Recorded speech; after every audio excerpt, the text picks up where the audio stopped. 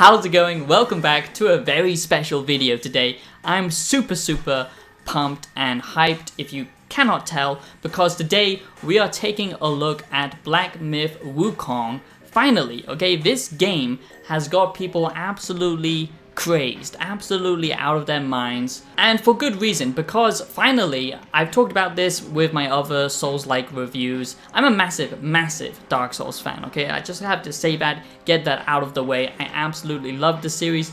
Literally, well, let me prove to you.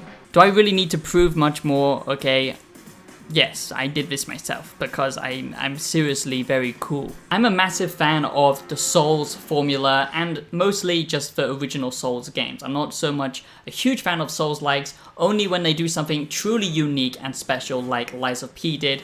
And I feel like we are now getting in a stale formula of having Souls-like games just come out after one another and being pretty much the same thing, just copying the core elements from Dark Souls. But Black Myth Wukong is different, okay? This is finally the fresh coat of paint that we have always wanted for a very long time.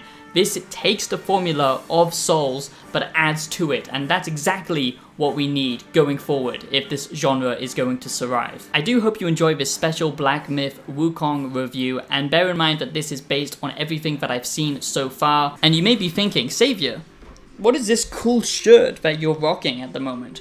What is this sleek design that you're styling right now? Well, boys, that's because this video is sponsored by Into the AM.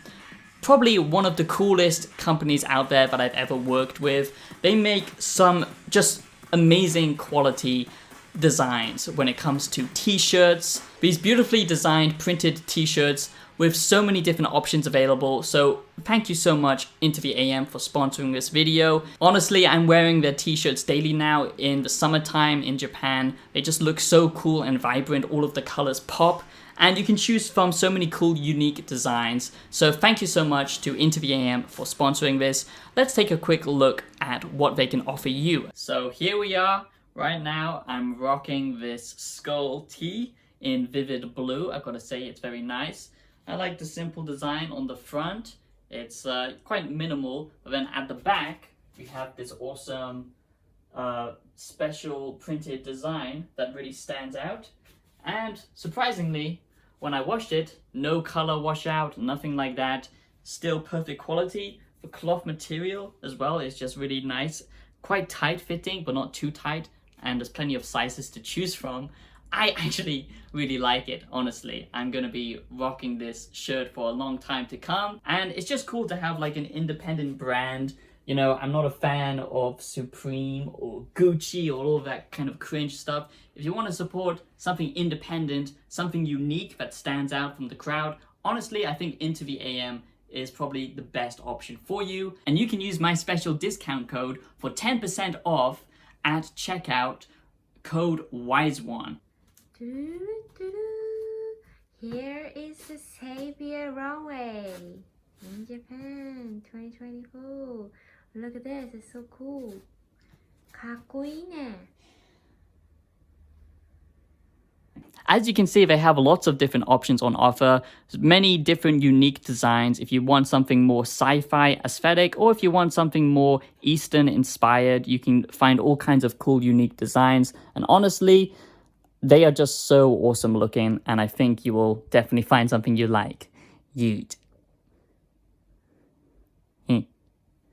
So what is Black Myth Wukong, okay? This is the most fast-paced Souls-like video game that you have ever experienced. Trust me, I know it doesn't look like that from the outset, a giant bug flying around, but that's because you can do so many different cool things in this game. It's not just a traditional Souls-like, okay? So everyone calling it a Souls-like, I understand for comparison, but this is also a much more traditional action-focused video game and more of a light RPG. It's not a full RPG, you know, with its customization, with its stats and leveling up system, all of that kind of stuff. It takes the core elements of what makes Souls so special, which is the combat, but then adds this focused lens and this experimental nature to the gameplay that keeps it from just getting old and stale. And also, it's a linear game. It's not an open world exploration game. In fact, the exploration is very limiting in this. But I'm going to get into all of the positives, all of the negatives, and of course that's what makes Dark Souls so goddamn unique, because it's Miyazaki's interpretation of what Western, fantasy looks like, and all of this kind of stuff all blended together. But finally we're getting something different. This is all based on an ancient Chinese mythology story, and it's very exciting, so let's get into it. Let's break down everything that you need to know and find out if Black Myth Wukong is worth playing, if it's worth your time, all of that good stuff. And I have to say that most of it is positives. There are a few negatives and a few nitpicks, I will have to say. And remember, this is all based on the early gameplay that I've seen so far. So the first big positive that I really want to touch on is that people are mistaken in thinking that this is going to be a full-fledged open world RPG game. Okay, this is not like that in the least. In fact, it's very linear and very narrow focused. There isn't much exploration here, but honestly that's not the point. This is mostly focused around the combat and the graphical fidelity and the storytelling on offer here, the crazy characters, the enemy designs that you meet. And I have to preface that this is actually much more of a boss gauntlet compared to previous Souls titles, okay, if you want to compare it to that. This is much more akin to something maybe like the modern God of War. There are some light exploration paths that you can go down, but they are very minor, and that was a little bit disappointing to a degree, but at the same time it's kind of refreshing to have a kind of stripped back game that focused purely on combat, and especially the experimental combat on offer here, which makes it feel fresh. And that's what I'm excited about. That's finally what we need in the gaming industry, especially in this formula, in this subgenre of Souls-like, because, like I said, it's been done to death at this point. But this is a boss gauntlet to a degree, and some people are either going to love that, or some people are absolutely going to hate that. I like the fact that it's actually rather sparse in between the bosses. There aren't tons and tons of enemies that you have to fight over and over again. They will respawn once you hit the shrine, and rest at the shrine. That is the kind of bonfire mechanic at play here, but there aren't tons of enemies. It's not like Dark Souls 2 where you're gonna get plucked like a goddamn chicken around every single corner because there's just so many goddamn enemies. This is very much a focused experience, more focused on one-to-one combat, and that's when it works best. I do hope you enjoy this Black Myth Wukong review, and if you are new to the channel, which is very likely indeed, please do consider subscribing, become a wise one today. It only takes you 2 seconds of your time, but honestly, I'm just so passionate about this channel, what I'm doing here, interacting with you guys, and I would love it if you joined an independent creator, joined this community, become a part of the Wise Ones. If you love gaming videos, reviews, analysis, and philosophical content, you're in the right place. Another big positive for me is because this game does something very different. It's focused all around dodging and aggressive-based gameplay. And to be honest, that's kind of a little bit of a trend at the moment, focusing only on aggressive type of gameplay. And to be honest, I'm a little bit tired of that formula. I want more defensive gameplay, but when it's done like this is where it's actually earned. It's not just, saying that you have to go in and parry like goddamn Matthew Parry over there.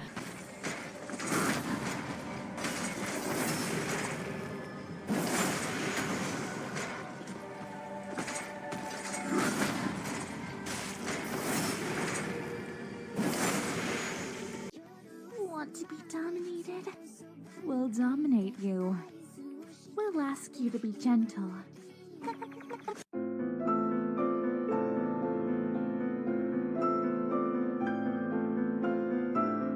Yes, it wants you to be aggressive, and it strips back your ability to be defensive, which actually makes much more sense, and that encourages you even further to be aggressive. But it's not just that, it's the whole playstyle of this fast movement, this combat that has you dashing around every single which way. It's never stay in place, defend, or anything like that. You cannot even block in this game. You can get small little abilities to block projectiles and stuff like that, but you can't block physical attacks in the traditional sense. If the enemy is far away from you, you don't need to worry. You can close that gap in a second. And a lot of people are saying it's kind of like Bayonetta, but to me it reminds me a lot of the flashy combat of Devil May Cry to a degree, and mix that in with Souls. It's so flashy, and the animations are so beautifully done, and everything is always constantly frantic and fast. But because you can't block, you do get the ability to basically have more generous iframes, and that is a big positive, okay? Because sometimes in these types of experiences, dodging can be rather brutal and you have to be an expert at it. But luckily here, the iframes are quite generous, and some people might like that, some people might not. That's why it's kind of a positive slash negative. But I think it's pretty good because that's something that we have to talk about. This is not a super difficult experience. It will be challenging. You will be replaying bosses because that's what this game is focused on, its replayability. But at the same time, don't expect to be bashing up against a wall like you would, you know, a Dark Souls boss. The enemies here, the magic abilities that you get, it's all very finely balanced. And to be honest, this is a good action game that most people will be able to play. It's not, you know, just gate kept for people who are fans of Souls games. This is difficult, but it's not overly difficult. You get 3 different stances in Black Myth Wukong, and in this Black Myth Wukong review, I want to break down what they basically are and how you can utilize them to, you know, the best of your abilities. But basically, this is what I love, okay? This is what games need more of, you know? People need to learn from Ghost of Tsushima, and I love how experimental it is at all times as well. So like I said, you have this transformation ability that allows you to transform into like a giant monkey, to replicate other bosses and their own abilities, to transform yourself into all kinds of different creatures, and even into a goddamn flying little bug to, you know, just zap around and get past enemies. Some pretty cool stuff. You also have this super cool stance called the pillar stance, and basically this allows you to climb up your little pole and avoid any ground attacks going on. So when bosses are smashing the ground with AoE attacks and all this kind of stuff, you can avoid all of that, and then you can also pull off some pretty cool, you know, big slam attacks from the air. This is very much focused on kind of attacks from the above and all that kind of stuff, which is pretty cool. You have a more aggressive stance called the smash stance, and basically this just deals heavy damage for the bosses. And then you have your magic abilities, and you can't exactly play as a full mage in this, but the magic abilities are very refined and they do add a lot to the gameplay. Some bosses will be weak to some types of magic, others won't. I just want to say I appreciate you guys a lot for just leaving comments, all of that stuff, and I just hope that we can do great stuff with this channel, and I hope you have a great day. If you are enjoying this video so far, I would appreciate it if you gave it a like. Please do consider supporting the show and dropping a small donation so I can actually keep doing this. So the next positive slash negative that I want to talk about, it's the visuals, okay? Everyone has gone crazy about the visuals and saying that this is the most next-gen looking game ever to exist. Honestly, I think it's a mixed bag. The textures up close aren't that detailed. The kind of fur effects look pretty dated compared to something like, you know, we've seen in other games, to be honest. And yes, the art style is impressive, that's what matters more, but honestly, I don't think this is the game to, you know, make all next-gen games, you know, basically take note. Because it is beautiful, but what's more important is the art style, and luckily the art style is absolutely breathtaking in this game. The amount of enemies and creature diversity in this, all of it coming from this, you know, Chinese mythology, it's so wonderful, and it feels like a breath of fresh air when we get so many games set in Japan. And trust me, I love Japan, I literally live here, and I'm all for the mythology of Japan, but it's nice to have a change of pace now and then, and this is truly crazy stuff. So now let's get a little bit more detailed with this Black Myth Wukong review, because I honestly think that this could be one of the Game of the Year, you know, contestants. It's not going to be the best game of the year that everyone is saying, but I do think this is unique, and this is what we need more of in the gaming industry. And I can't speak about the full version, of course, but I will be talking about everything that we have seen with the early gameplay. And let's just dissect the skill tree, how that actually works. So basically there are 3 ways to upgrade and progress in this game. Well, 4 ways, technically. There are the basic character traits of leveling up your health points, your damage, and all that kind of stuff. And then we have your pole, okay? Yes, you have a whole skill tree dedicated to this one weapon, and there are variations of this weapon throughout the game, but it is still primarily this one focused weapon, because all of the stances are kind of tied to it. and this is great because it unlocks special abilities. Basically what you will be doing is fighting smaller enemies to, get this gauge up, to then unleash these special powerful attacks, which can cause absolutely crazy amounts of damage, and they look absolutely badass because there are so many different versions of them based on the stances. And then of course there are the transformation abilities on top of that, so there's a lot of layered combat abilities. Even though it looks like you just have one weapon, there's actually a lot to it. And then finally you have the magic ability, the magic powers. And then finally you have the magic system, and I can't exactly say you can go full mage, but there is a dedicated skill tree path for this, and these are pretty cool as well. You can, stun an enemy, keep them frozen in time. You can do these massive AoE electric kind of shocking attacks as well, which is very cool.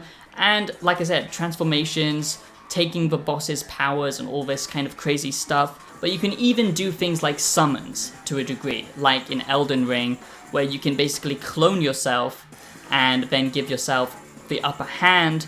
It's just very cool stuff that we haven't seen in a very long time, this very experimental gameplay. And the fourth way in which you can upgrade yourself, which most people don't really understand about this game, like I said, it is a linear experience, an action-focused game, not so much an RPG, but there is RPG-like elements here, because if you, for example, find a set of armor and equip all of it, you will get a special stat boost for equipping a full set of armor. The same thing, like I said, with finding variations of the pole around the map and stuff like that.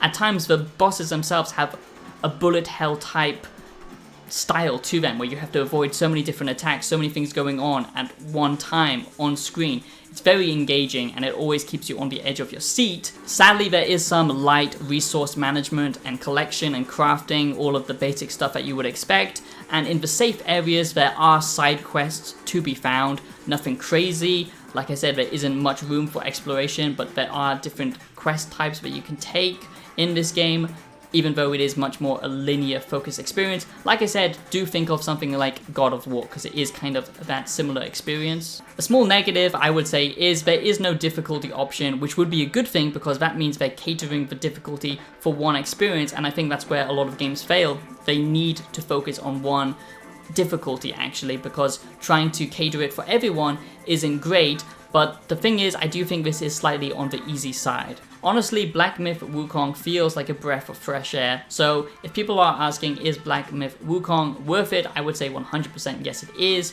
It's very smooth so far from what I've seen. I don't think this is going to be Game of the Year, because it does have some rough patches, like I said. A lot of the gameplay can get repetitive at times, even though it is very experimental. You might easily fatigue with how many bosses there are. The fact that there isn't much, breaking up the gameplay format here maybe can be tiresome for some, and the upgrading and progression seems to be lacking a little bit. But all in all, it's a unique and fantastic package with an interesting story. Even though it's not directly a character-focused study, it's more about the setting and the world building and setting itself in this interesting fable of Chinese mythology. That's what I find truly fascinating. Now, before we wrap up this Black Myth Wukong review, I think it's important to touch upon why this game works, okay? Now, from a gameplay standpoint, this is very much Souls-inspired, but what it does, it actually innovates on the formula, adding unique abilities, transformations, unique summons, magic abilities that just blow you away. And then it has this kind of action flair to the Souls-like combat, where it focuses purely on speed, aggressive gameplay, and primarily dodging, not parrying, or defense gameplay, aerial attacks, all of this stuff. That's why this game works. The boss design, the level design is well done, even though it's a little bit linear, and the story, okay? The story here is integral, and I just want to quickly highlight that because it obviously won't translate completely well into a video game. It focuses primarily on the teachings of different philosophies, and of course that is very important to me as someone who primarily focuses their channel on gaming and philosophy. This journey is very much about a battle of spirits, a battle of will, people who disguise their true intentions and all this kind of stuff.